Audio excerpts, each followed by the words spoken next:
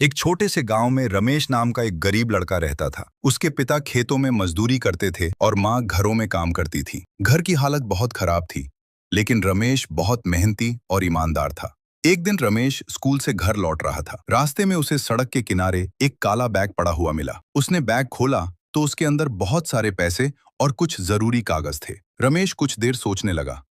उसके मन में आया, अगर ये पैसे मैं रख लूं तो घर की गरीबी दूर हो सकती है। लेकिन अगले ही पल उसे अपनी माँ की बात याद आई। बेटा, चाहे कितनी भी गरीबी क्यों ना हो, कभी बेईमानी मत करना। रमेश ने तय किया कि वो बैग उसके असली मालिक को वापस करेगा। बैग के अंदर एक पहचान पत्र था, जिससे पता चला कि बैग गांव के ही एक बड़े व्यापारी शर्मा जी का है। रमेश तुरंत शर्मा जी के घर पहुंचा और दरवाजा खटखटाया। दरवाजा खुलते ही रमेश ने कहा, शर्मा जी, शायद ये बैग आपका है, मुझे रास्ते में मिला था।